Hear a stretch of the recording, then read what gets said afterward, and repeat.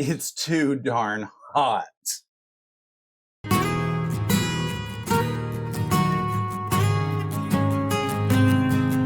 I have been without air conditioning since Monday. This is a little ridiculous.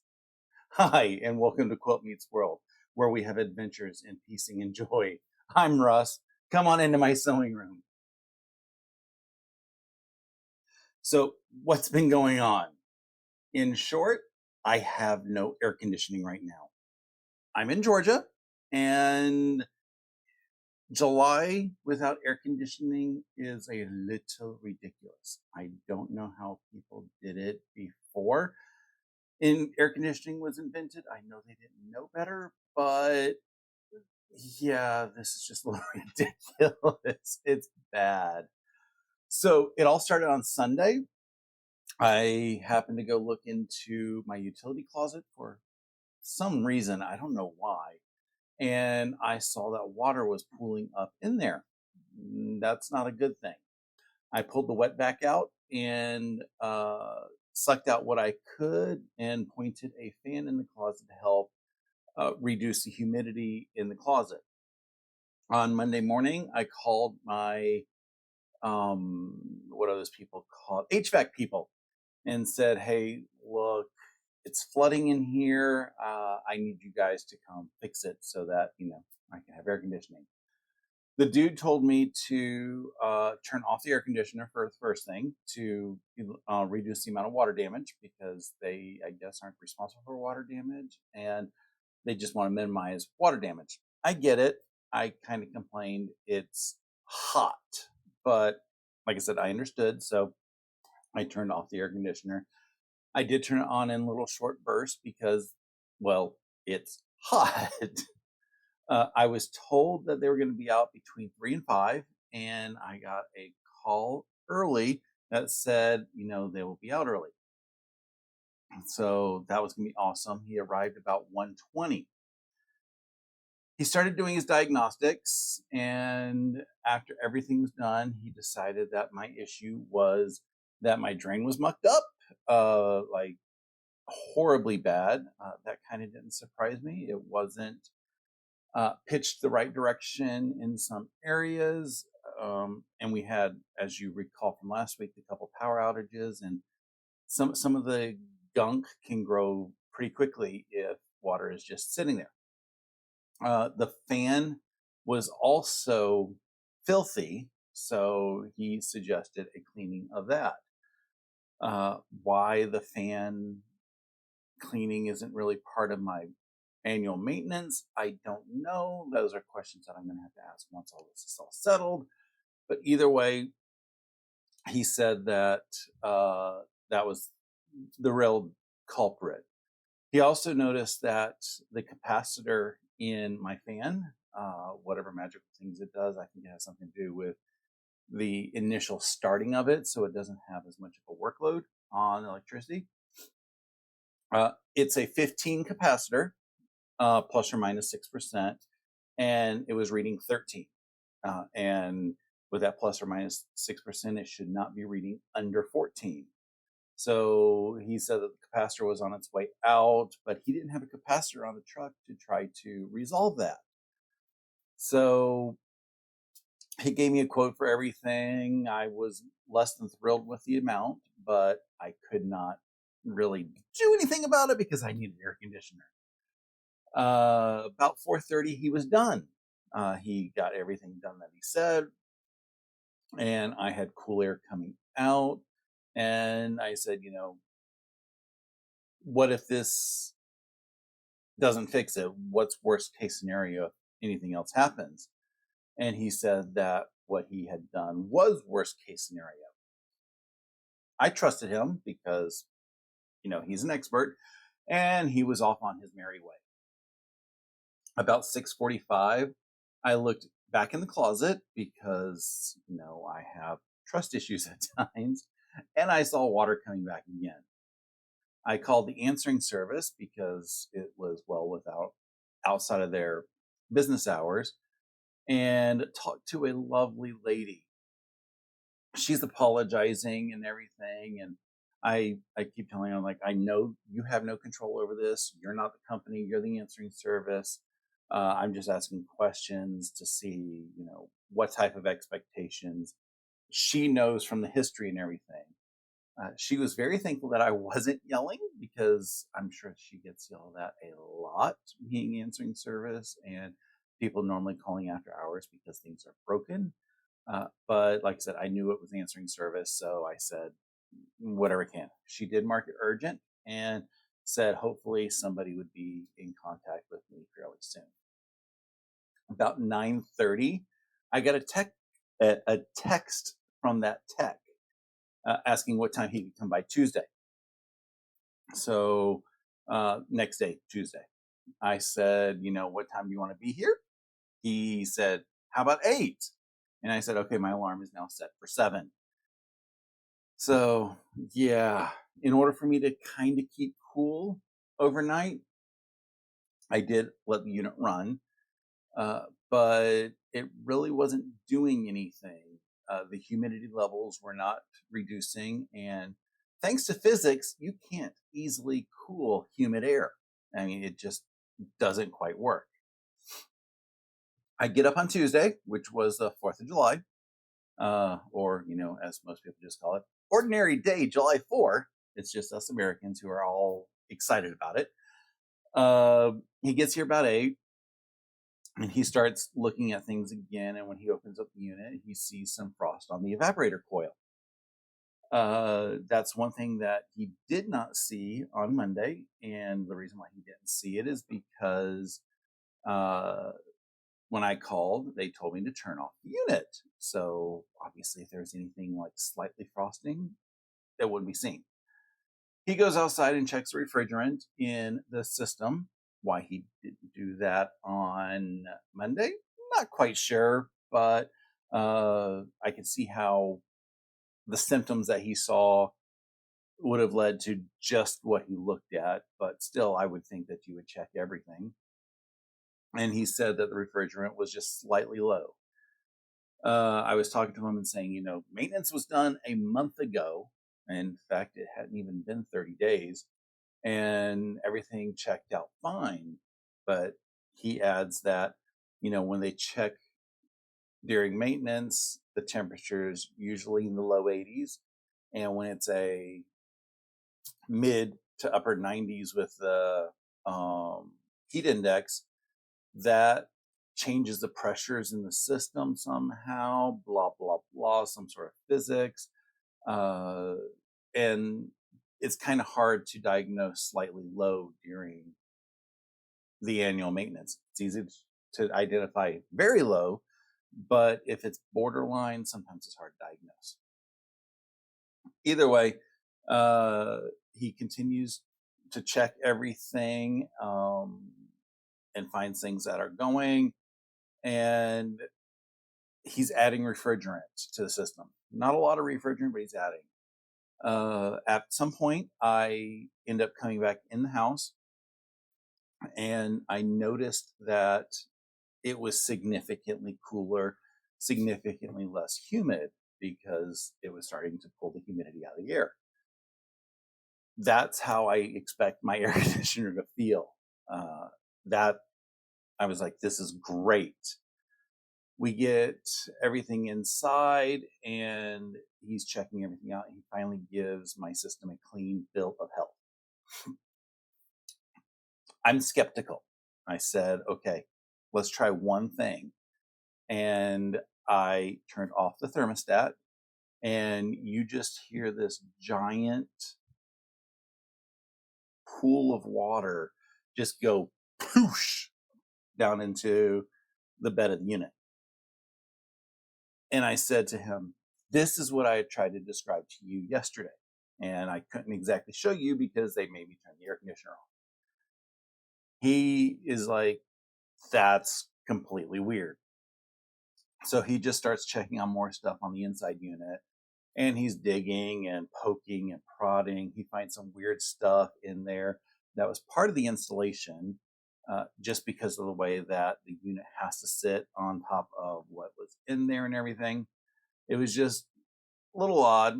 And he just determined at the end that the unit is just barely out of level. Don't know how far out of level, don't know really how much that entails at the bottom and everything, but he showed me the picture, it's out of level, and he would have to talk to his manager on how we could potentially fix it. But essentially, we can turn the system back on. I can do what I've been doing to try to mitigate any water pooling in my utility closet and just leave it at that until the manager gets a chance to call me and we can figure out what type of solution can happen with that. I'm like, okay, so we turn the system back on and a noise that I'm not accustomed to starts coming out of it. And he goes, I haven't heard that noise before. And immediately you just start to smell a burning smell. We both made the same assumption because we kind of smelt similar smells in the past that it was a capacitor that went poof finally. And of course, he didn't have a capacitor on the truck on Monday to replace it. So he didn't have the capacitor again on Tuesday because he didn't get back to the shop and everything to pick anything up. So no solution was available. So I was completely without air. It was kind of bad. And the earliest you could come back is Wednesday with the capacitor to replace it. So that night, as throughout the day the temperature rose in the house, my awesome neighbors across the street, they graciously let me use their basement bedroom. They also offered to lend me a portable unit for the house, but I was like, it's only going to be a day. There's no point in carting it out across the street, up all those stairs. So it's a lot easier for me to sleep one night in your basement bedroom. I did not sleep well. It was a horrible sleep. Part of it was, not being in my comfortable bed. Part of it was, strange surroundings and the anxiety of my air conditioner not working. And then also Wednesday, I had a doctor's appointment. So I was a little bit trying to make sure I had to be up for it. I had to make sure I was out moving for it because the appointment was I had to do check in before 7:45. So yeah, I got home at 6:15 when my alarm came off. I kind of did the walk of shame across the street, and Riley was a little surprised to see me coming in the front door when she's like, normally you sleep upstairs. What's going on? Um, Showered, got Riley around the neighborhood, got her walked and everything, and I went to my doctor's appointment. It was my annual physical, so nothing major. The nurse is asking the whole mental and social health questions that they have to. And one of the questions is, like, in the past week or two, have you been feeling depressed? And I responded, my air conditioner is out. I'm very depressed. And she just looks at me like, okay, that's not what this question is answering for, but I feel for you. And then I have borderline high blood pressure. It's family. Mom had it. My grandmother had it. Dad had it. It was just all over the place. So mine has just been borderline. And I told the nurse ahead of time, I was like, borderline high blood pressure. I'm expecting it to be high because I barely slept last night. I had no air conditioner, blah, blah, blah, blah, blah. She puts the cuff on me and she goes, oh, 119 over 81. That's practically perfect. I was highly shocked. I said, I will take it because, I'm not doing it. But I'm hoping that lack of sleep and no air conditioner is not the only thing that helped me keep a normal blood pressure. So, yay for small wins. On the way home, though, I said to myself, what happens if the capacitor isn't the problem? It's going to be miserable. Riley was not happy with the heat on Tuesday afternoon in the house. So I called her daycare and I was like, I know it's a holiday week, but do you have any availability for boarding for tonight onto Friday? And the person who was working, she looked up the stuff and said, no, I'm sorry, we don't have any room. I I was like, okay, I get it. Holiday, bad timing, whatever. So, I was like, we'll deal with it. I'll figure out ways to make Riley drink more water and get her on walks and everything to and do whatever I can to get her cool down. I mean, I have every fan in the house on, so there was no shame in me getting another fan and just pointing it towards her all the time. When I got home, I was sweating in areas I didn't know I had areas. I tried to get some stuff done, but it was just miserable. I did get a call though at 12:40 saying that the tech was going to be here about quarter after 1. Yay! I got Riley walked because, she needs to be in her crate because she likes to get up in everybody's business. Got her around and everything, and uh, got a call about 1:05 from the tech saying that his truck was overheating. I'm like, it is kind of hot outside, so sure, whatever. He said he was going to pull over into the gas station and get his fluids checked and see what's going on with his car, truck, whatever it is. At 1:40, he called me again with an update saying that he needed to get towed.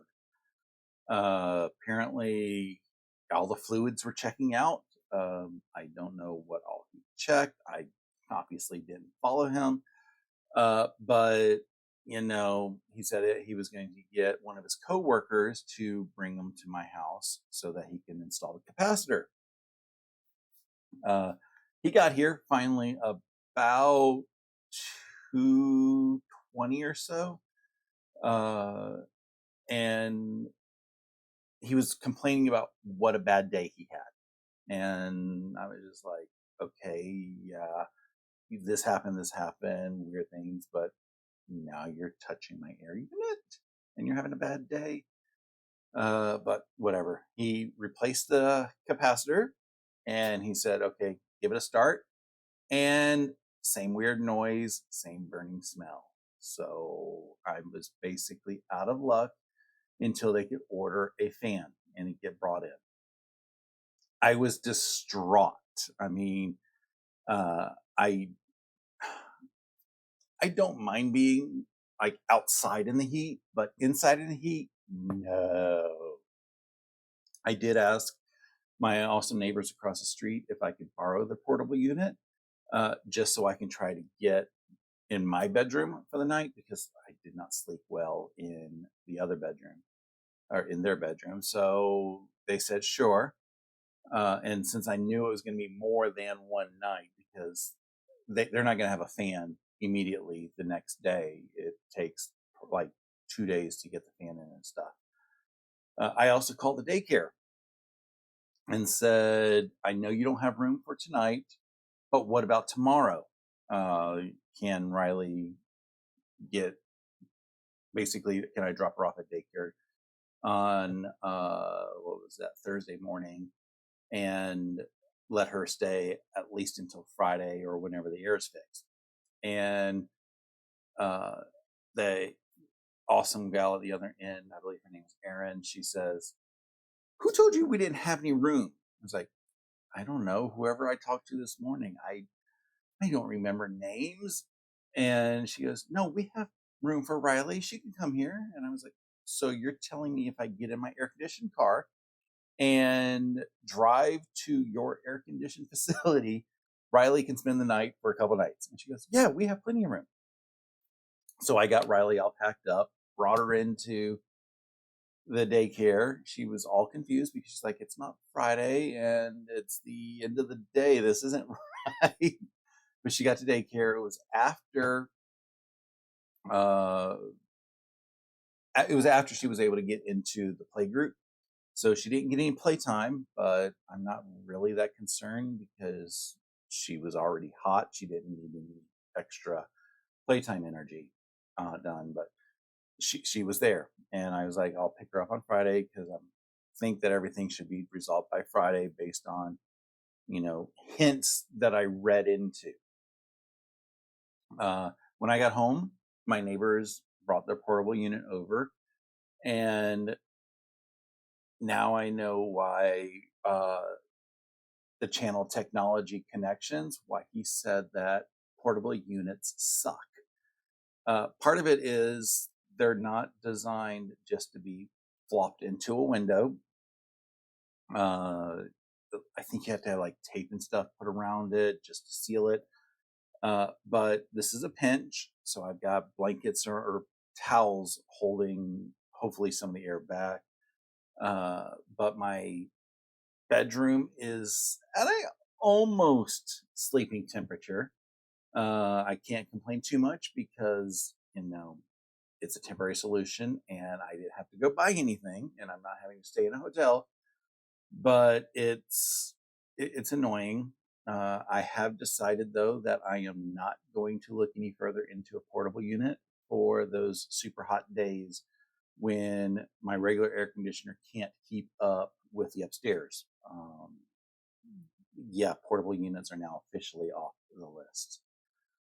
As I said, I thought that we would have things by Friday or Thursday. Nope. Just every time I try to get updates, they have nothing to tell me. Thankfully, though, another friend of mine has been offering his window unit to let me borrow. So I took him up on that offer on Saturday, and we got it thrown into the window in my living room. So at least the living room is a little bit livable now. And now here we are in my house where I have 4 different temperature zones. My bedroom is mostly comfortable for sleeping. During the daytime, it's a little ickier because, it's upstairs, heat rises and all that stuff. And the window seal isn't perfect, but it's mostly comfortable. The rest of upstairs, where there is because I have my bedroom door closed, is labeled as miserable because heat rises. The bathrooms, they're new bathrooms, as I said. But when I took a shower, the window or the mirrors aren't even fogging up because it's just that hot in the bathroom that the mirrors don't even get a chance to fog up. The living room is kind of doable. It's not hot miserably, but it's also not super cool like I'd normally like it.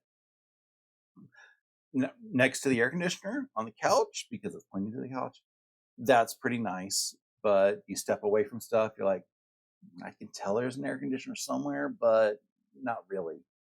And then you have downstairs, which is where my sewing room is, where my kitchen is, and my laundry / half bath.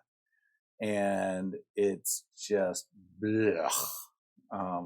Right now, well, not at this very second, but while I've been down here, I have a fan underneath the desk down here blowing up at me. At some points, I kind of feel like Marilyn Monroe with air blowing up. But it is helping some while I'm down here. It helped me spend some time down here, but not really much. As for when it's going to get fixed, right now it's sounding like maybe Monday, probably Tuesday before it's fixed. It's just trying to get the part in. It takes time to get the part in. So yeah, right now I've been getting a lot of ads for the company on YouTube, and I am sitting there watching the entire ad so that they have to pay for a full ad impression to the content creator that just randomly got selected to play that ad. So you're welcome, my fellow content creators. You get to have full ad revenue on those couple videos that I've watched. I know it's, minuscule amounts of money, but it still counts. Now that we've discussed the misery that I've had here in the sewing room, uh, have I had a chance to enjoy some sewing? Mostly no, thanks to humidity. Everything down here is sticking. My quilting table that I have on here, I keep on all the time to help piece, and fabric is sticking to it. But even though that's happening, I did get a little bit done. The first thing is my Saturday sampler block. I managed to get that done because next weekend is Saturday sampler, so I needed to have it done by then. Since I didn't know if anything was going to be resolved at any point, and I knew this was a fairly complex block, I decided to get it done. So this is a Saturday sampler block for this month, or last month into this month. It's a shoe fly block, or quadruple shoe fly. I love the fabrics in this one. Just the contrast and the inverted shoe fly, just gorgeous. So I have this one. It is completely done.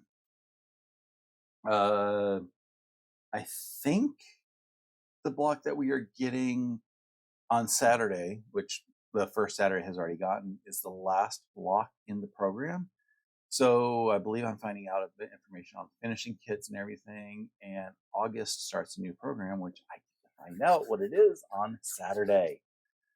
The other thing that I was talking about was the blocks from the stuff that I had cut last weekend. I did get some of those done. I don't have them convenient, so I am throwing a couple pictures up here real quick. They were a really fun sew, or are, whatever terms it is. I don't know what day it is anymore. Even though it was hot in here, just managing to get them through because they were all strip pieced and stuff. They all just went together fairly quickly. So I got those blocks done. And then finally, I worked on binding for this table runner. Hope I get most of it in visual. This was a sew sampler box. This is the backing, just so that you can see that as well. The project, it was basically paper pieced corner snowballs at a steeper angle than the regular snowballs. It was a lot of fun to do. The binding went fairly quickly. It just gave me something to have for show and tell for this weekend.